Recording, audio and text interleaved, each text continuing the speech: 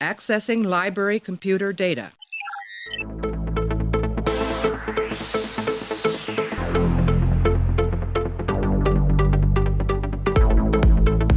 And to make sure history never forgets the name Enterprise.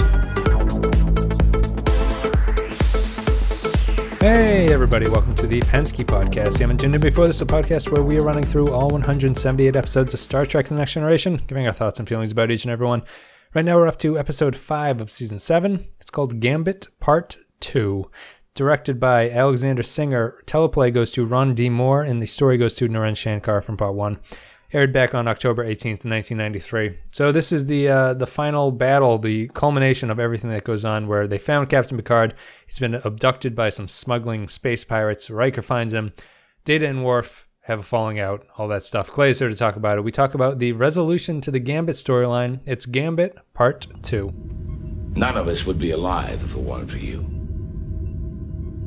You're welcome. What's wrong, Commander? You're having second thoughts about betraying your comrades. Because that's what you've done. Betrayed them. Betrayed them in order to save yourself. You used to be just a second-rate officer. Now you're a traitor and a coward. How does that feel?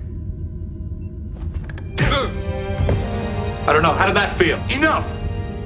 Galen, go down to the cargo hold. Check out those artifacts. Move! All right, Clay, we got to finish up our discussion of Gambit. Do we? We must. We've been shot at by the phasers and our warp engines are out, but we have to continue. We have to keep driving forward. And James Worthy is in this episode. Wes, I just want to bring this up right now. Sure. I really hope that the way that I spoke about Star Trek in the last episode did not end our friendship. Well, I apologize because it was me who put our friendship in jeopardy by forcing you to watch Gambit Part 1. If we can just forget everything that we said and move on as friends, that would be great. I like that scene. I think it's not written perfectly, but I appreciate what they're doing with it. We're, of course, talking about the Worf and Data chewing out and reprimanding Worf because Worf is being a douchebag of a first officer to him. I feel it misses the emotionality of the scene because they sort of debate the merits of what the first officer is supposed to do, which I don't think is really important to what they're talking about. Although they save it by ending it with the joke where Data thinks that he's ruined their friendship and Worf has to... Well, it kind of makes sense because, Data is not going to chew you out for making him look bad or for any emotional reason. Right. He's going to chew you out because you are not doing protocol orders. Yeah. So that rang true to me. I didn't think it is kind of funny to see two people yelling at each other about procedure like that. Yes, but it's I think it works.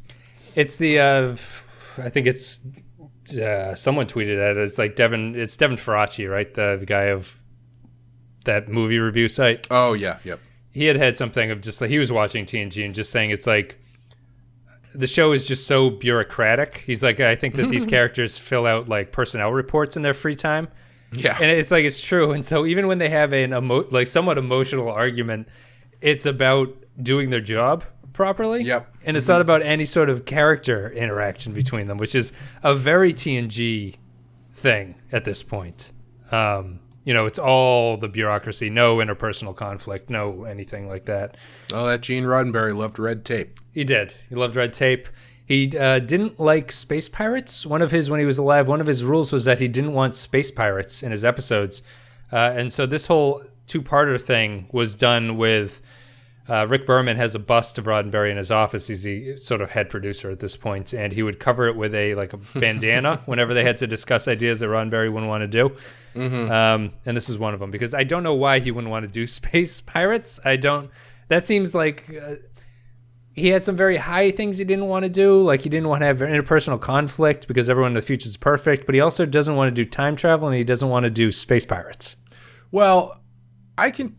I give him a lot of shit, but I'll give him a pass on the no space pirates thing because can you imagine if that was not one of his rules? over the course of 7 seasons of this show, how many space pirates they would have had to fight. It would have been like the fallback thing as well. This week they take on Cardassian space pirates. That's true. I think they do it quite a bit on the show. That's what I was just gonna say. It's like his warning actually caused it to be a relatively acceptable level of space piracy. Exactly. It would have been every other episode or something if he hadn't had that rule, I guess. But no time travel. How can you have no fucking time travel in a sci-fi series? That's absurd. Especially when you're, one of your more famous, if not most famous episode from the original series is a time travel episode. Well, I guess he's just like, well, we can't ever beat that. Although we'll discuss that at a certain point, I think. Anyway, I mean, it does get it. The more I hear about his rules and the stuff that he was interested in, I just don't think he was interested in difficult stories. Yeah, probably. Time travel is hard to do. And well, I mean, it's easy to do if you don't give a shit. But if you're trying to do it with any semblance of cohesion, I don't know if realism is the word to use, but you know what I mean. Yep. It's hard to do. Yeah. And writing characters that have character conflict is hard. It's a lot easier to not do that. Right. I want zero conflict. I imagine him because he's one of those pulp writers, just like pounding away at a keyboard, just like churning out pages, and it's stuff like we watched in season 1 and things like that, which has been interesting. I'll before we get into Gambit Part 2, right? Mm-hmm. I've been sort of venting on Twitter because I don't know if my best of lists have been linked somewhere, but I'm getting a lot more comments on them and like a lot more views, which is great. Mm-hmm. However, I'm getting a lot of somewhat frustrating feedback about lists. Do you think it's possible? Like the concept of the list? Like the idea of placing things in an order? Or no, well, there's that. People always complain about that. People always have a thing of like, oh, I don't want like things shouldn't be listed. We should all just live egalitarian and everything like that. All be a word cloud. I feel weird having to. Do you think it's possible to objectively rank creative art? No. Not at all. Very, very rarely. I mean, no, I'm going to say no, because objectively ranking it means that there is not going to be someone out there who goes, you know what, but I really like that. Because then it instantly becomes subjective. Yes. And I don't think that's something that you can do with anything creative. Because anything that you think is great, people out there are going to think is terrible. And anything that you think is terrible, people are going to think is great. So, well, I think I sort of disagree. Because I mean, if you wanted to rank it by like how many crew members were horribly injured, that's an objective way to rank it. Right, but I think you can objectively rank as long as you don't go in hugely broad strokes, which is basically when people look at episodes, they go, I like this episode and I don't like this one, therefore this is the better episode.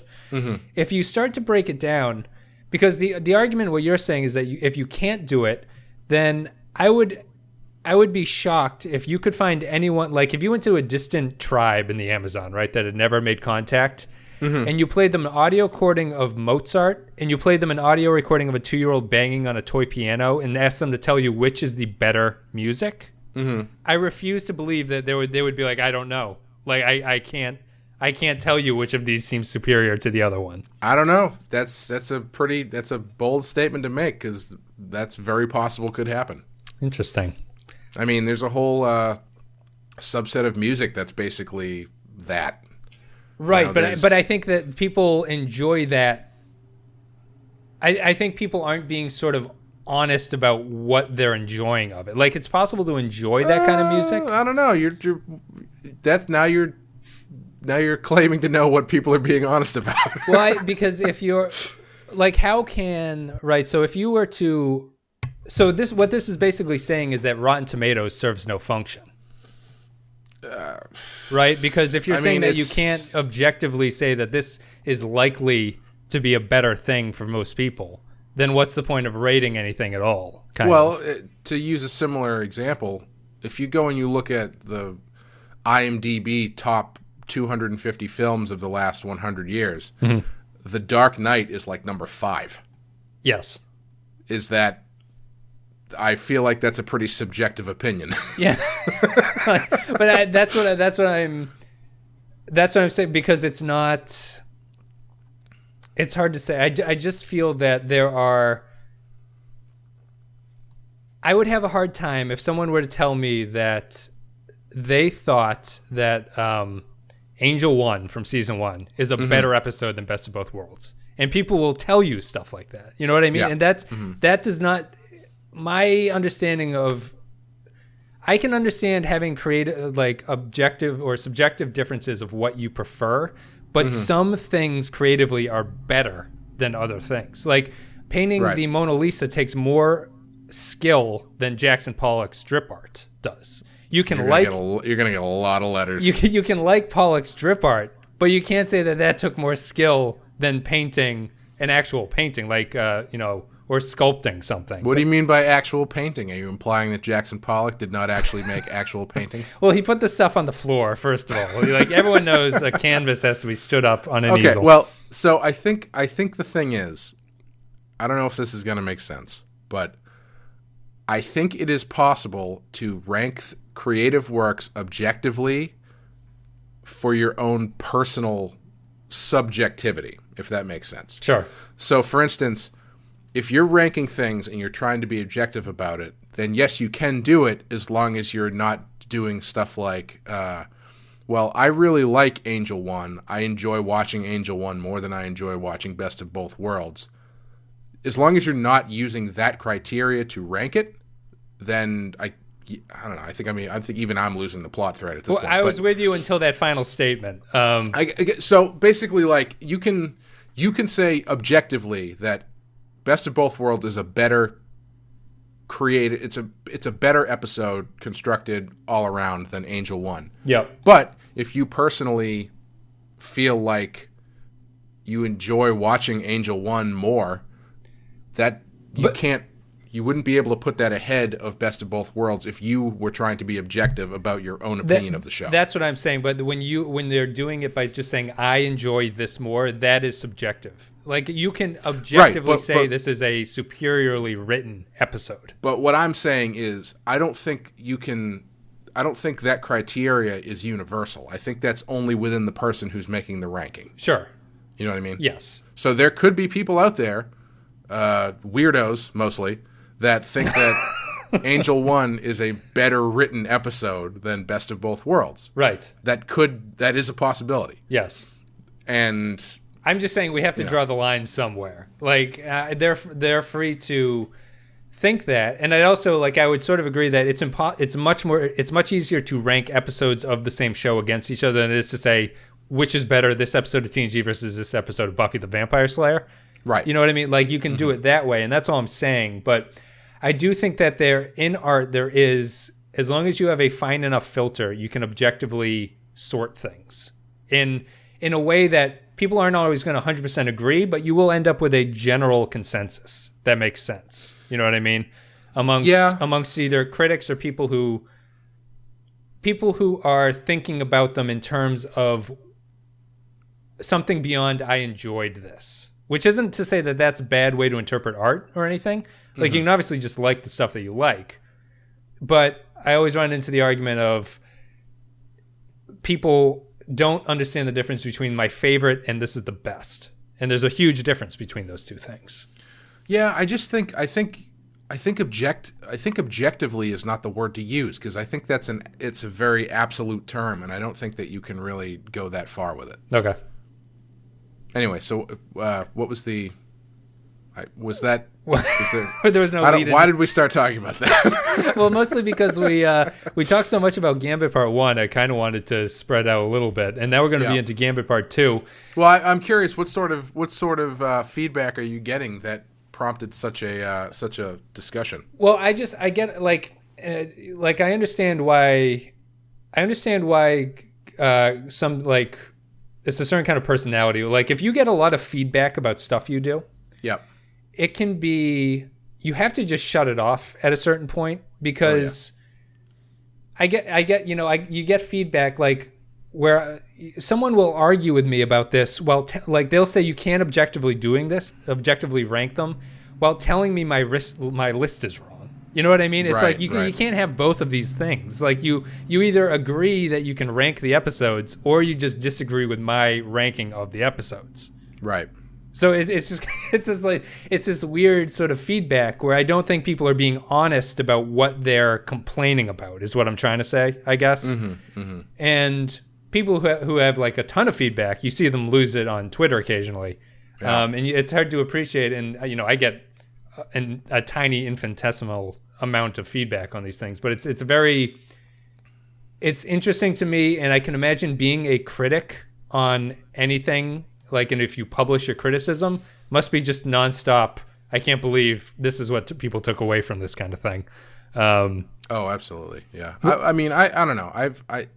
As I'm getting older, I feel like I steer away from that, or try to a little bit. Yep. Just because of that simple reason that people are going to like what they like. There's no right or wrong about it. But if you're trying to, I like talking about this stuff. I like critiquing it, but I don't like being a critic, if that makes sense. Sure. Like, I like talking about it constructively. There's things about it that I find interesting. Yep. But I would never, write it off for those reasons. Gotcha. And I think it's when you're doing it for a different reason, and people jump off on something small that you said. That's when it gets really, really, really annoying. Yeah. But on the Prisoner podcast that we did, Sure. I got one piece of feedback for that. I got very little negative feedback. It was, because there was only like 8 people listening to it. But I got one piece of feedback that said, "Great show, really enjoy it. By the way," I can't remember exactly what the words I used were, but for lack of remembering. "By the way, exacerbated and exasperated are 2 different words." I was like, "Oh, thanks, I guess." Let me go back and re-record that. The things that stick in a craw. Yeah, we're getting off into a tangent now. I also think that online criticism, and I noticed this mostly from looking at other people, like people getting feedback from other people. Mm-hmm. I think that there is a fairly large amount of the population that, while trying to cozy up to someone that they sort of like read or admire or like listen to their stuff, use the method of thinking that they're friendly enough where they can sort of insult them to break the ice a little bit. Mm-hmm. So what they end up doing is that they'll pick on like a nitpick of something, which if you read it in the abstract, you're like, what the fuck is this guy's problem? Where they're trying to be like chummy with them. Right. And it just backfires on them, I think, because they don't actually know this person. They don't have a relationship with this person. Right. Well, that's because, the internet, and Twitter specifically, is like a giant high school cafeteria. Yeah, where you only have enough. Yeah, you're like asthmatic, so you can't say a whole sentence. You can just sort of go like, and then you run out of breath. Cause and like people will be talking, and if you're talking to your friends, someone will walk by and will hear what you're saying, right, and then chime in in whatever way they want to, even if you have no idea who that person is. So it's like a digital huge high school. Which is why you have to get your French fries and sit alone in the corner. I just want to eat my chicken nuggets and dip them into sweet and sour sauce, which is objectively better than ketchup. And we're going to continue with Gambit. Shots fired. We'll continue with Gambit right here, part into 2. The chest of Beverly Crusher. I thought Gambit part 2 was worse than part 1. I thought it felt more like a TNG episode. Yeah, it's tough for me. I don't know. Like I give both of these episodes a lot of credit just because by the time it was over, I said to myself, man, they did a lot of stuff in these 2 episodes. Yeah, it's a lot of globetrotting. They put a lot in there. They, like, plot-wise, this thing is not light. I mean, it's kind of light, but there's so much stuff going on. Yep. But yeah, I don't know. I don't think there's a lot of meat on the bone. Too much. I feel the story ran out about halfway through episode 2. Yeah. And they weren't really sure what to do, so they're like, let's have James Worthy be a Klingon, and we can get some good comedy out of people looking at a giant 7-foot man dressed as a Klingon. Yeah, once they got into that stuff, it just like I can't help but think it's just a symptom of them writing the first part and not actually knowing what the story was. Yeah.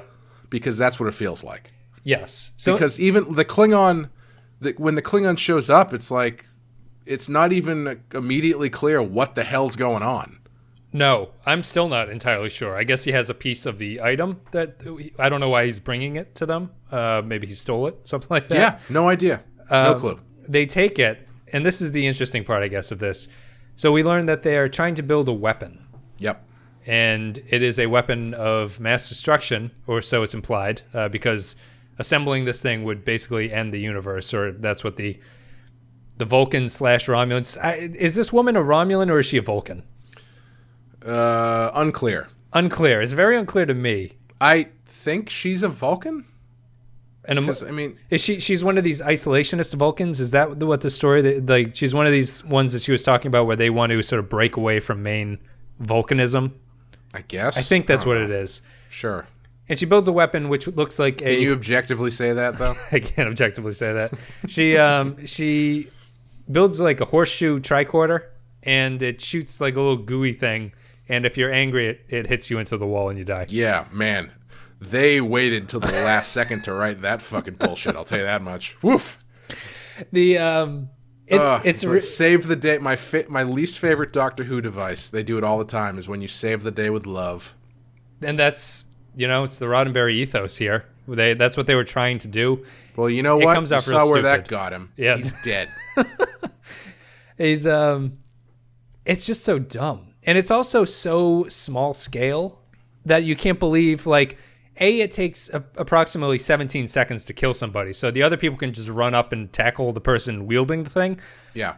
It does What the hell was it supposed to, like, how are you supposed to take over a planet with that thing? I don't know. Apparently... If you can only kill one person at a time with it? Apparently in the original script, it was capable of killing millions at a time. And I guess that's impossible to show on this, although it would make it actually make sense if that was the context. It just comes across as really flat. They do the most generic of this is war and this is death, and they're separated by peace or something like that. It just doesn't really hang all together well at the end there. And for having stretched over 2 episodes to get to that point, it doesn't really feel productive or worth it. Yeah, I don't know. Like I said in the last episode that the that twist that they throw in where they, it turns out that the Vulcan or the Romulan on the ship, on the pirate ship, is actually a Vulcan, but then it turns out she's not actually what she's. It's like a double turn. Yes, thing. Yeah, the double turn I complained in the first part. Yeah, I thought that at the time. I was like, oh, well, that's kind of interesting. I didn't really see that coming. It was kind of refreshing, but yeah, and looking back on it, it's like, well, that's just like they had nothing else to do. Right. They just didn't know what the hell they were doing. Yeah. So they make up this Vulcan offshoot thing. A little factoid that I was surprised by. This is the first episode that reveals that Vulcan was a founding member of the Federation, which is really feels very late for that kind of information. First person to write in the comments what the 4 races are that founded the Federation will get a prize. I'll do something. So someone do that if you've listened. Vulcans, in the comments, Americans, the Soviets, and then the Japanese, Dutch, they call them Dutch. Dicks. Anyway, guys, yeah, I'll do a quick giveaway. I'll give something to first person in the comments to write down what the 4 founding members of the Federation are. Anyway, to get back to it, I just thought that the reptilians, right? That's right. The X-Men. Reptilians and the Greys. The Greys are very good. I'm surprised no Star Trek has actually gone into the Greys. Anyway, I was just thinking the same thing. Yeah, it's sounds like a cover-up to me. The part two feels very much more like it's TNG to me. It feels like they come up with solutions that are TNG-esque. The way that they go about solving the problems is very TNG-esque, like shooting your crew members point blank in the chest. Right. And Picard sort of bonding with this Romulan/Vulcan feels more TNG. I did, the escape plan while it's sort of detailed, or like the way that they get the plan to going, it's not particularly shocking or like surprising that this is the way they do it. It places a lot of faith in the crew, in the pirate ship crew, believing in Galen. It's that whole thing was weird to me too, because especially when they have that scene where Galen very so subtly is like, you know what this ship needs is a new captain. Who should that be? And the other guy is like, not you. He just walks off. He's friendly with the other one. Yeah, and looking at the notes for this, Ron Moore wrote this one, and he was complaining that he thought that the story ran out halfway through, and he didn't have enough to sort of make this work, and so he turned to the GUI weapon, like this weapon can't kill people with love in their hearts resolution. He was not particularly pleased with it. Apparently this was a divisive two-parter to some of the writers in the writers' room for a variety of reasons. Brandon Braga thought that they shouldn't be doing this kind of genre for the show, which I don't really understand. Yeah, I mean, it doesn't really feel out of place. No. Or anything. Yeah, and then Ron Moore just thought that it sort of ran out of gas there. But has there been I think we've talked about this before, but has there been a two-parter that has not run out of gas? Well, Redemption sticks in my mind because we both thought Redemption Part 2 was better than Redemption Part 1. Is that the Klingon one? That's the Klingon Civil War. Excuse me, I yawned for a second. Yeah, and that's the Klingon Civil War. The first one is fine, but then it actually starts to really pick up in the second part. Yeah, that's true. Where Data gets command of that ship and the guy doesn't like androids. Yep. So there's that one, but all the others I feel are much better, except for Time's Arrow, which is pretty much all bad. So I'd agree. And we kind of agreed that Chain of Command Part 2 is better. So it seems to be kind of a split, which is interesting to me. Well, but that's different than keeping up the steam, though. Oh, that's true. Yeah, right. We've talked about ones where the second half is better than the first half. Yep. But has there been one where it's like first half very good, second half just as good? Right, and it continues the first half story for the most part, which is what the other ones don't do. No, that's never happened. And the show isn't very good at it, which surprises me. It must be a money-saving move to make them two-parters. Just because you can double up the sets and costumes, I'd assume. So, no, it just doesn't work. What's your sort of main takeaway from Part 2 of this one? I thought that like I was complaining about in the first one, there not being any character stuff. I think the character stuff in this episode is by far the best stuff. Yeah, that's true. We should bring that specifically up. The Worf and Data stuff is great. It's really good. Yep. Aside from that, I don't know. It's meh.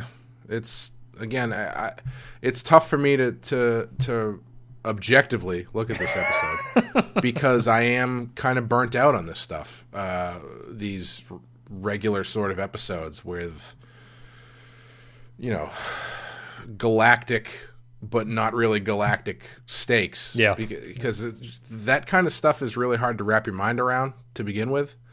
And if you've kind of been burnt out on it at this point, it's even harder. And I don't know. I think I wish they had done more character stuff because the character stuff is really good. Yeah, the Worf and Data stuff is always excellent. They continue to be one of my favorite pairings when they get put together.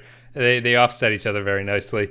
I would have preferred they get onto the Enterprise sooner. And no, let me think about this for 2 seconds. I think I would prefer if they had really laid into the Riker-Galen conflict to the point where they had them actually, in pro wrestling there's a term called kayfabe, which is the fictional world that wrestling creates. Yep. And isn't that pronounced? Is that how it's pronounced? As far as I know, I don't know how else you would pronounce it. I thought it was pronounced kayfabe. I don't know. It's a carny term. I don't know what it could be anything. But the inverse of that, when you're talking about real life, is called shooting. Okay. And the best wrestling promos are the ones where you can kind of tell they're shooting just ever so little bit of shoot in them. So shooting is having real world stuff spill into the fake world, or am I misinterpreting what you said? Yes. Okay. Well, it's when you're giving a shoot interview, you're talking completely real world, actual stuff. Oh, I see. Okay. But sometimes when they do their promos, you can tell that they're shooting a little bit, like they're putting stuff in where it'll be like, I can't stand the way that you stole my daughter and we're going to sacrifice her to the Undertaker, but also I hate your wife and her cooking is terrible. Like sure. that's, that's a really, or like sometimes guys who are underutilized will give promos where they talk about how much they're underutilized by the company. And there's a really famous one that CM Punk did a bunch of years ago where he basically just straight up did a shoot promo on Monday Night Raw in front of millions of people. Yep. But it would have been really interesting to get into that where you had these two characters who are playing roles having to keep escalating their argument. So you get into some of the actual the shoot drama on the Enterprise, for lack of a better term. Yeah, that's true. There's no conflict between Riker and Picard. They're basically on the same level with each other, and you think that they could have written something where that would cause a little bit of conflict to come through. Either the crew is siding with both, like one or the other, and they don't want it to happen, but they can't stop it from happening in a way. They don't do anything with that. They just Riker and Picard are sort of on the same page this entire time. Riker gets saved first, and Picard goes back to be the hero. Has there been an episode? I can't remember. Maybe it's one I've done. I don't know. Has there been an episode where they've had a relationship like that, where they legit didn't know whether or not the one crew member had turned to the dark side, for lack of a better term? Where they're uncertain of it? Yeah. No, not where they're uncertain of it. The show's always very obvious about what's going on with them. Like Data turned in Descent the other day, but that he was like literally on Lore's team, like the villain's team, and then gets convinced back. But no, the show doesn't do. I guess like that's that. what I mean. Like, has there been an episode where you have a situation like the one that they have here, where they find Picard on the pirate ship, and Riker does not know whether or not Picard is undercover or if he is for real become a pirate? Descent would be the closest I can think of, yeah. But nothing with a human, though, huh? No, nothing with a human. Not that I can think of. No, they're always... Yeah, no, it doesn't really happen all that often. If there is an example, someone lists that in the thing, and we'll know.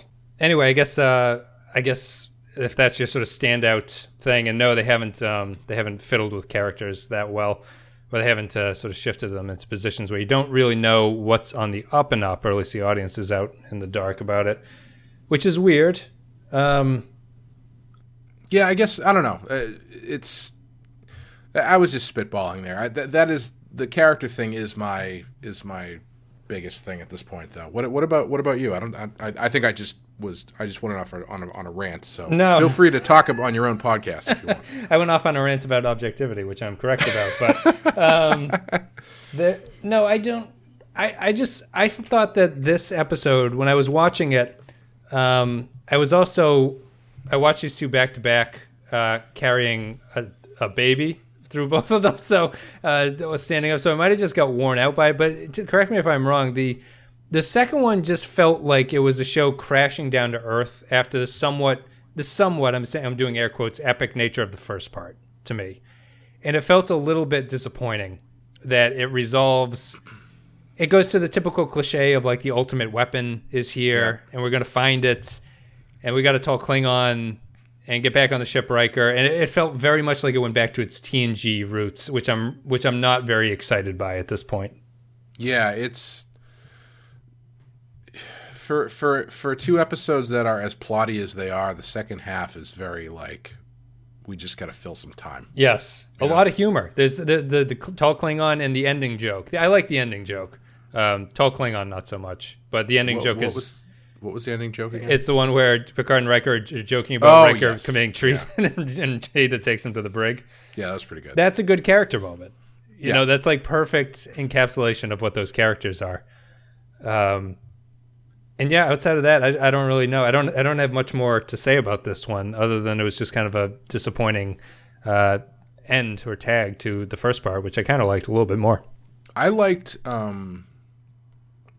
I like some of the stuff, even though I don't think it really made much sense, but I like some of the stuff when they actually got onto the Enterprise at the end.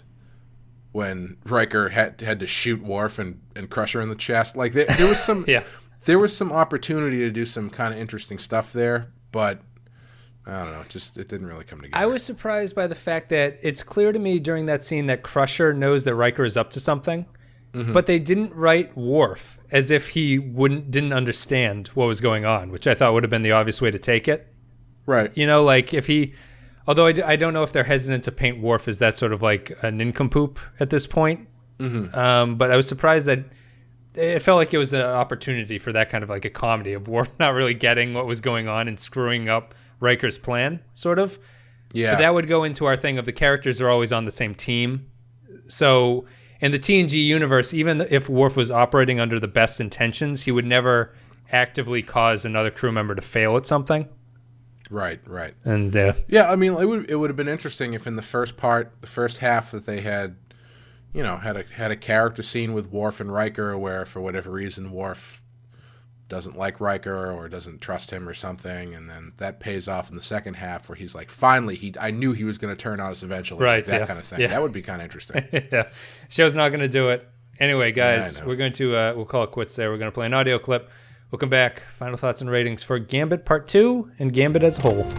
Don't make any aggressive movements. The resonator amplifies violent feelings and emotions. And that's why you wanted me to pick up the phaser. That's how you're able to kill Narek and Vacor. But I can see the symbol on that third artifact. And it is the Vulcan symbol for peace, standing between the symbols for war and death. It's a warning that the power of the resonator can be overcome by peace. You are about to see how wrong you are. Empty your minds of violent thoughts.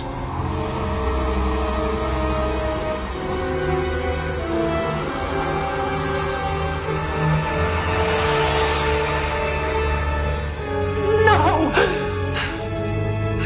Think, Talera, 2,000 years ago. Your people were being consumed by war. But when peace came to Vulcan, the resonator became useless. That's why it was dismantled. All right, Clay. You went first last time. I'll go first this time. Do it. Guys, if you're interested in rating this episode and you're on YouTube, you can click in the upper right-hand corner. There's a little poll function. Let us know on our scale of 1 to 5 the objective rating of this episode. But whatever it is, we're just going to show up and shit all over it. I'm going to say Mozart is better than this episode. I'll go first. I think this one's a 3. This one crashes it back to an average episode for me. Yeah. It sits alone by itself. As it wasn't particularly enthralling to me. It wasn't very interesting. The end result is wildly unsatisfying. The weapon is stupid. The effect is stupid. Everything about the weapon is really stupid. And it doesn't amount to anything. I was more interested by the Vulcan mythology part of it. I was too, and I feel the Vulcans are always underserved, same as the Romulans, and I would have been, as we mentioned before, this is the reveal of the Vulcans as the founders. I feel like there's a whole lot of mythos about the Vulcans that you never really hear about. Mm-hmm. Their supposedly violent past and everything like that. Sarek was such a great episode. Anyway, what are you going to give this one on our scale of 1 to 5? You gave the first one a 3. Yeah. I guess probably a 2. A 2. Yeah, I don't know. I think regardless of what I give it, I think as a whole I'd give it a 3. It's fine. It's got some. I don't know. Now I'm rethinking it. Maybe as a whole I give it a 2. As a whole, I'd agree with your initial thing. As a whole, I give it a 3. I think it works out to a pretty average episode overall of TNG. Yeah, I agree. And I think it has enough positives where it knocks it out of that sort of like lower rank. There's not enough problems with it too in terms of that stuff. Yeah, I mean, for as dumb as the plot ends up being, it's fairly well plotted, if that makes sense. Yeah. It ends up being kind of stupid, but it doesn't. There's nothing that happens in it that feels really dumb. Right, just because the payoff is stupid doesn't really negate the whole chase aspect, which is pretty okay in terms of what the show. Like the getting to the final part made sense internally to me. It's just the ending is kind of stupid on its own. Which is funny because we were complaining in the first half about how so much of it felt like they were just writing reasons to get to the next plot point. Right, and they are, but the reasons kind of make sense. It's just they're obviously doing it that way. Yeah, like the leaps they're making make sense. It's just the fact that you can tell, oh, this is where we have to jump right here to the next section. I think, looking back on it, I think one of the issues, and maybe this is part of, the figuring out what the boundaries of your world or your story world are thing that I always talk about. Mm-hmm. But I feel like Picard being vaporized in a bar should be a bigger deal. Yeah, people would have vlogged about it or something. Like someone would have been there with a phone. Or that's not even that. I mean, like within the realm of the Federation, like there's that scene with Chakotay in the first one where Riker's like, I'm need to go after these guys, and the Admiral's kind of tells him to be like, yeah, well, don't worry about it. Yeah, we got some stuff to analyze. You should go back to it. I feel like arguably the Starfleet's best captain being apparently murdered in a bar fight. In a bar with there being some sort of strange surrounding circumstance. I feel like that would garner a bigger response from the Starfleet. I 100% agree. As opposed to the Admiral granting Riker like emotional ship leave where he can just take the ship and do whatever the fuck he wants with it. Feel free to use the holodeck for an hour. Get this off your mind. Oh, the other thing I was going to bring up, the thing with the guy, the alien that they take up onto the ship. Mm-hmm. What happened to that guy? The alien that they take up onto the ship. The guy who gives him the information about Picard being vaporized. Oh, I think Riker fucked him over and he gave him to the Klingons. But it was just weird because they went so far as to give him a second scene. Yes. Where it doesn't really move the plot forward that much. Are you talking about the one where Riker sort of accosts him? Yeah. In the first half, yeah. Yeah, but, yeah.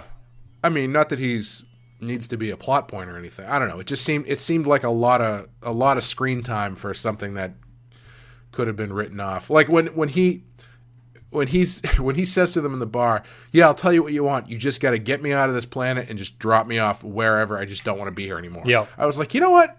I'm surprised more people don't ask for that. Yeah. You'd think there'd be a lot more. I mean, they did in the Defector. You'd think there'd be a lot more sort of asylum requests. Yeah, exactly. Yeah, it doesn't really happen. I was surprised that Riker kind of fucked him over anyway. He's like, you can either not tell me and you get 20 years, or you tell me and I'll give you 5 years, which is a pretty intense thing for Riker wanting to get his captain back. He's willing to sort of, screw this guy over in the long run too. If you look at the way that they respond to people asking for asylum on their ship, it's either they're very upstanding people who just want to see the stars and they're like, no, we can't do that. Right.